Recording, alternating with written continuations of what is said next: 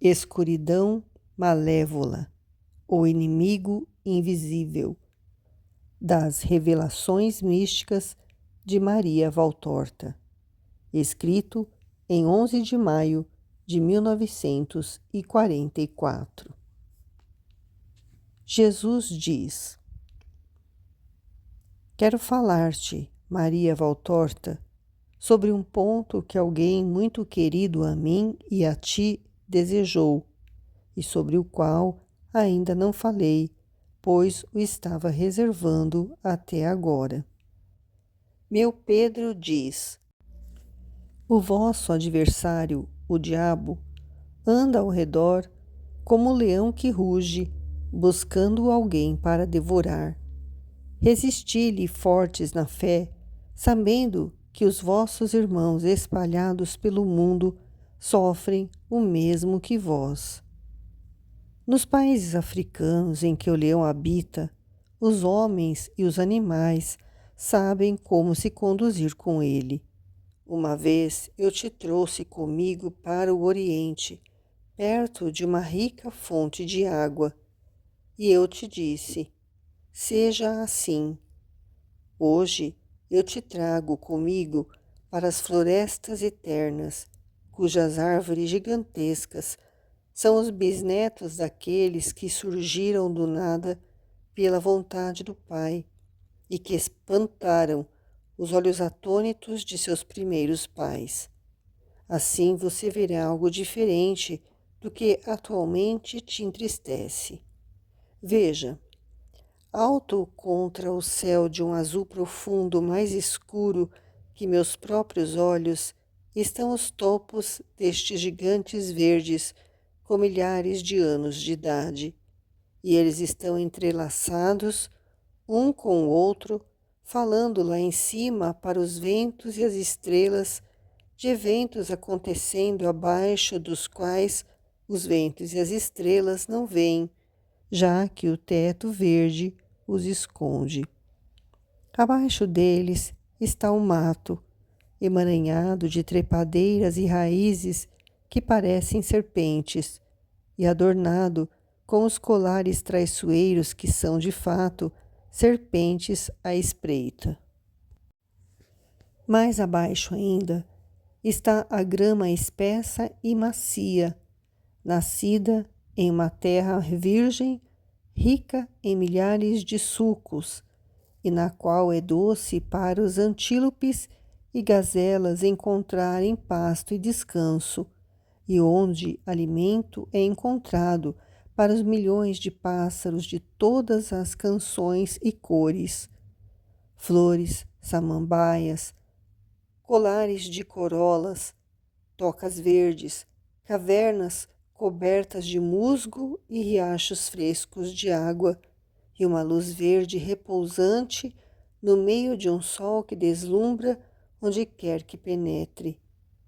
Em estradas abertas, com trabalho pelo homem, ou ao longo de um espelho d'água tão largo que obriga a abóbada vegetal a se abrir em uma piscina verde. Nestas florestas, o leão é rei. Nenhum daqueles que correm ou saltam, rastejam ou escalam, voam ou andam, o enfrenta.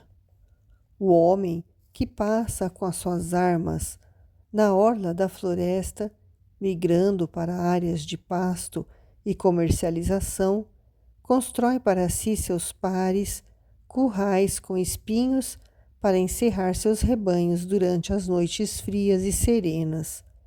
Os animais se escondem no matagal ou agacham-se no topo das árvores ao cair da noite para escapar do ataque do leão. Pois o leão não ataca enquanto o sol está no céu. Ele espera pela noite, pela sombra enganosa da lua ou pela escuridão profunda por sua presa. Ele sai e ruge quando a noite chega. Ele ruge ao redor dos cercados do homem e ao redor das tocas dos animais. Ele não penetra neles, ele espera. Ele espera pelo imprudente que sai de seu refúgio. Quanta imprudência sempre! O desejo de conforto, a curiosidade de ver, a pressa de chegar. O leão está lá. Ele espera, antecipando o gosto da presa. Ele bate os flancos com a cauda de impaciência e ira pela longa espera. Ele anda em volta, buscando o ponto de onde o imprudente sairá. E quando o encontra, ele toma sua posição lá. Ou espreitando em emboscada, ele estuda os sinais de suas pegadas habituais, e ele está quieto agora, pois sabe que o imprudente vai sair. Ele está quieto para que se pense que ele não está mais lá, e ele nunca está mais lá do que quando está quieto. Maria, o diabo age como o leão. Ele circula ao redor, aproveitando a queda do sol. Ele circula ao redor de suas almas. Ele não ousa sair e atacar enquanto o sol está alto acima de seu espírito. Ele ruge, mas não ataca. E o que importa se ele ruge? Deixe-o rugir com raiva. Fique sob o sol, sob seu Deus, e não tenha medo. Já não vês o sol, mas ele está lá. Se uma hora de provação te deixa cego, sabe senti-lo através do seu calor, pois não podes ver a sua aparência. Não sabes que morreria de frio se o teu sol morresse para ti? Se o teu espírito vive, ainda que Deus o tenha cegado, é porque o sol ainda te beija. Oh, se as almas soubessem permanecer sempre sob o sol eterno, e mesmo na escuridão de uma prova, não sair daquele zênite solar e dizer: eu permaneço no meu lugar, aqui onde ele me deixou. Meu Deus me encontrará novamente, porque eu não mudo meu pensamento de fé e de amor. O diabo anda por aí buscando uma brecha para alcançar as garras de sua pata e arrebatar o descuidado que fica muito perto da abertura. Tentação. Ou então, ele espera que ele saia, uma presa disposta, querendo animar os sentidos. Ou então, ele fica quieto e fica de tocaia. É a emboscada mais astuta, e quem procede sem conexão com o divino cai em sua armadilha. Repito, enquanto ele ruge, ele representa pouco perigo, mas quando, depois de se fazer ouvir, ele fica quieto, então ele é extremamente perigoso. Ele fica quieto porque descobriu seu ponto fraco e seus hábitos, e agora está pronto para atacar você. O leão, eu disse, conhece os hábitos daqueles que ele quer despedaçar. Ele estuda seus hábitos para conhecê-los. Ele é muito inteligente. Ele entende imediatamente. Satanás também é muito inteligente e entende imediatamente. Ele é sempre um anjo caído, mas permanecendo um anjo em sua mente que ele agora usa para o mal, enquanto eu lhe dei uma mente poderosa para fazer o bem. O leão sabe que a sua presa vai à noite para matar a sede nos cursos d'água que margeiam as terras queimadas pelo sol. Ele sabe para quais pastos eles vão pastar na grama espessa. Ele sabe quando o homem retorna de seu trabalho para as suas habitações. Ele precisa apenas se posicionar nesses locais de descanso. O desejo por alívio físico ou imprudência humana leva o homem ou animal em direção às suas presas inexoráveis. Olhe para as gazelas mansas e os antílopes velozes, tão cautelosos e medrosos durante o dia, e eles se tornam ousados à noite. Sede, fome os impulsionam, e eles vão ao encontro da morte.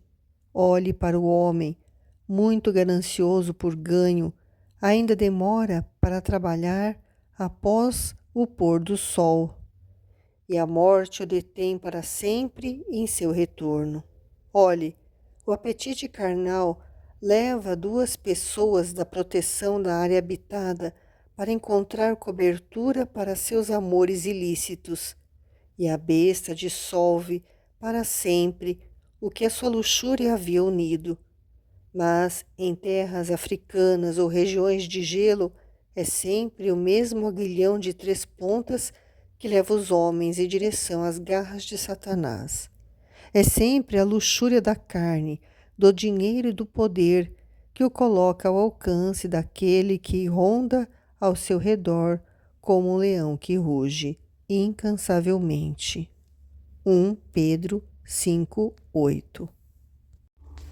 Lembre-se de que eu também fui tentado na carne, com fome de minhas vísceras e com oferta de comida carnal para meus sentidos, em minha mente pela ganância de poder, em meu espírito para induzir-me a tentar a Deus. Mateus 4:1, 11. A imprudência é uma tentação para com Deus.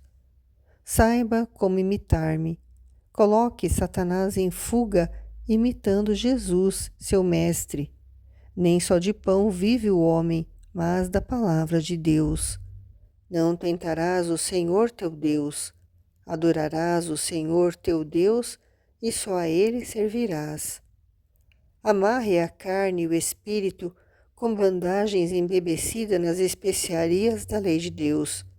Quem vive envolto nelas preserva sua carne e espírito dos germes que carregam a decadência da doença e da morte. Esteja vigilante. Se a luz de Deus estiver sobre você, ela o iluminará e nada mais será necessário.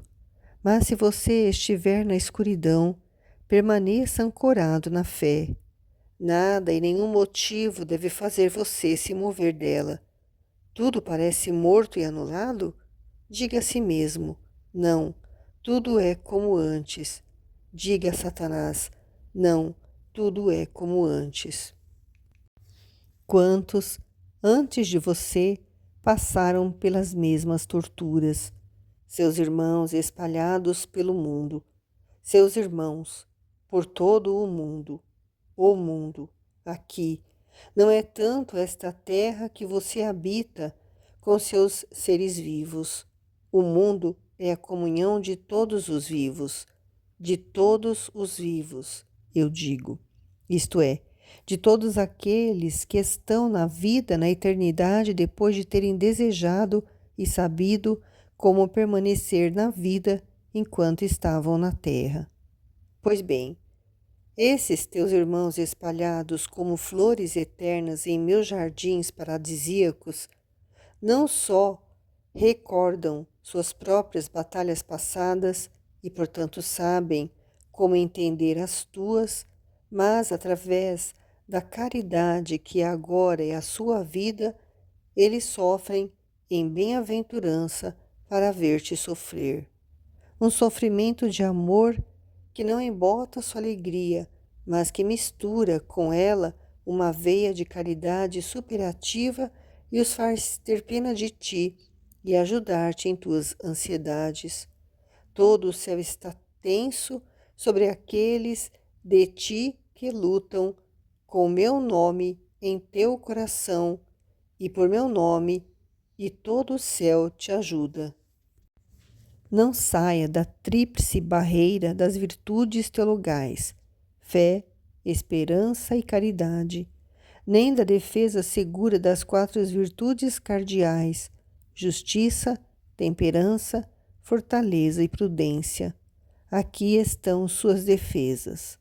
As garras de Satanás são quebradas contra elas e ele perde sua severidade sem lhe causar dano. Quando o sol, teu Deus, volta a brilhar sobre teus espíritos, vitorioso na noite que te torturou, ficas atônito ao ver quanta obra de libertação esse mesmo demônio fez, contra sua própria vontade, circulando furiosamente ao teu redor. Em sua fúria impotente, colocando-te na defensiva.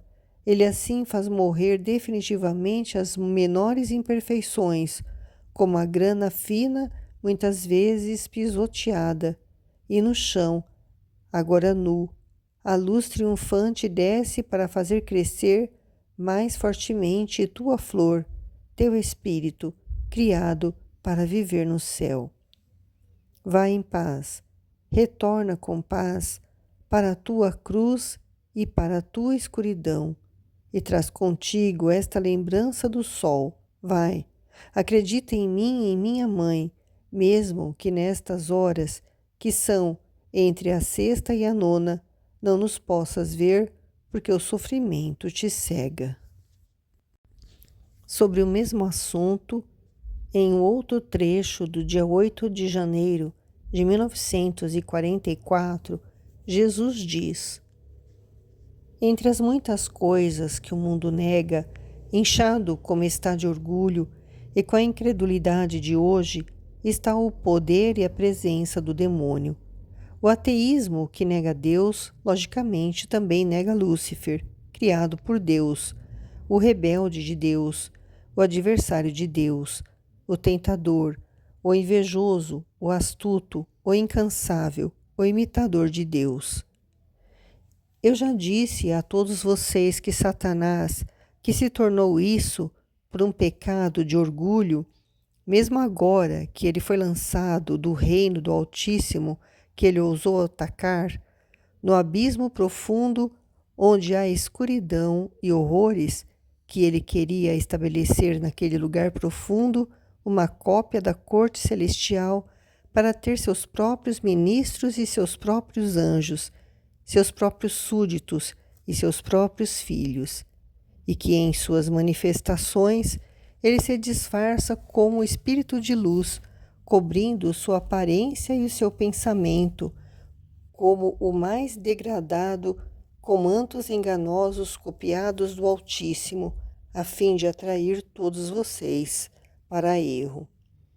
Mas aqueles que realmente vivem com o espírito animado pela graça, ouvem o falso som e veem além da aparência, e por intuição espiritual conhecem o sedutor por trás do disfarce que é mostrado. Naturalmente, isto acontece para aqueles a quem as triplas virtudes protegem com uma defesa santa e a quem a graça anima.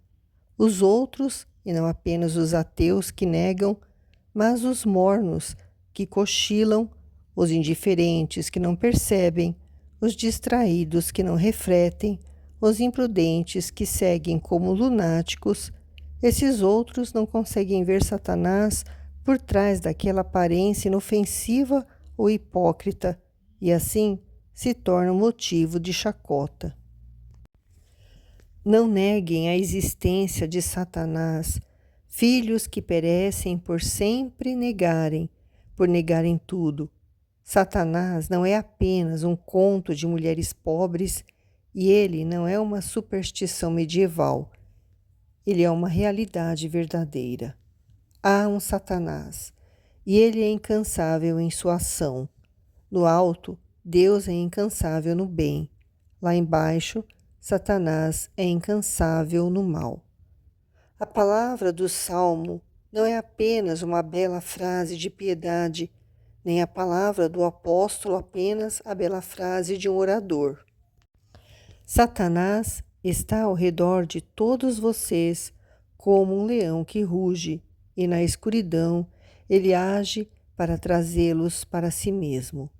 Mas pense até que ponto sua incredulidade agora, sua indiferença, seu ateísmo permitiram que ele agisse mesmo na luz, abertamente, já que você escancarou os portões de sua alma e com os seus desejos imoderados, disse a ele: entre.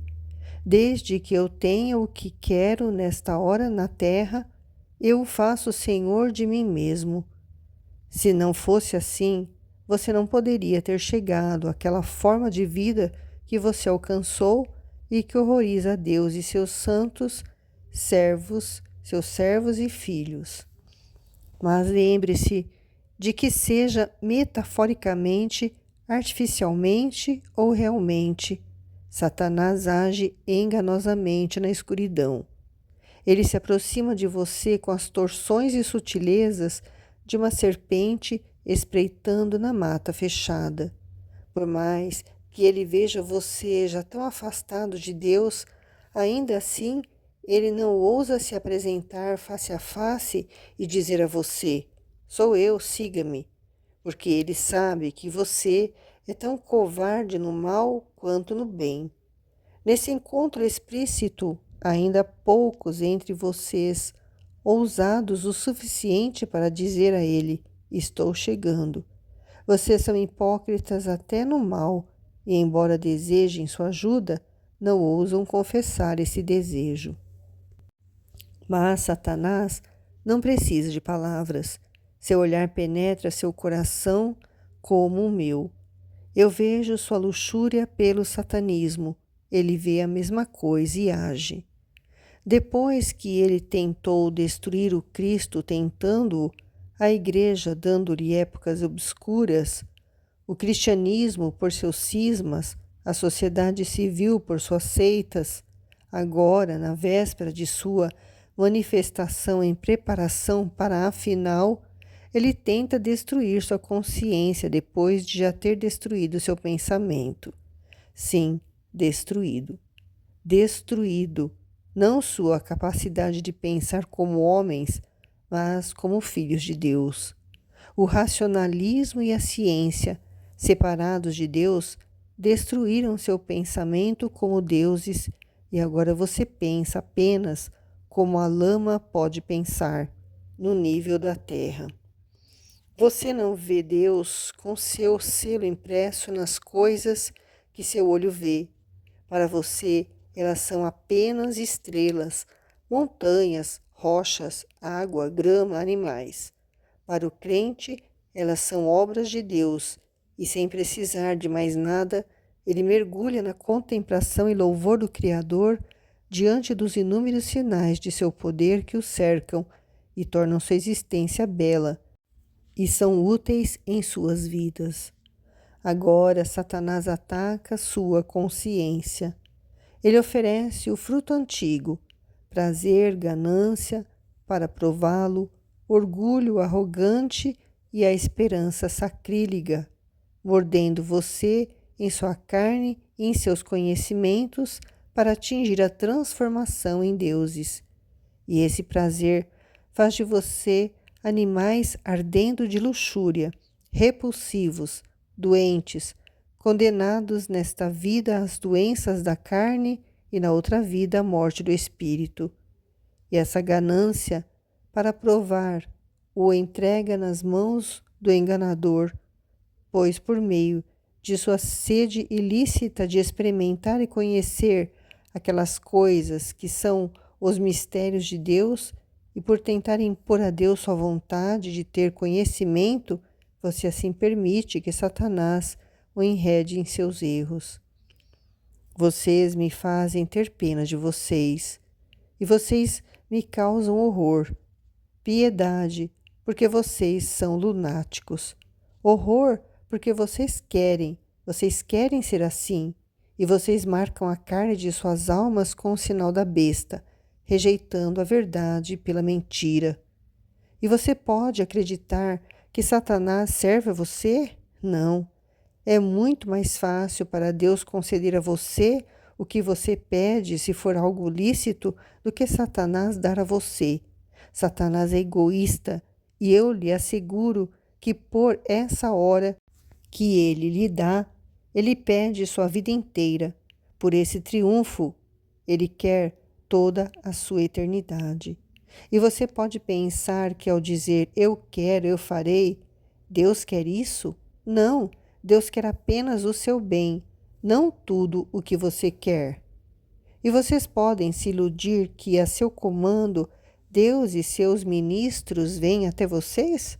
Não, somente uma vida casta e piedosa, Somente uma vida coroada com as 3 tochas da fé, da esperança, da caridade, somente uma vida defendida pelas outras virtudes praticadas contra Satanás, o mundo e a carne, somente uma vida vivida na minha lei, naquele meu ensinamento que está no meu evangelho quádruplo e que tem sido o mesmo por 20 séculos, e será o mesmo enquanto a terra e o homem existirem.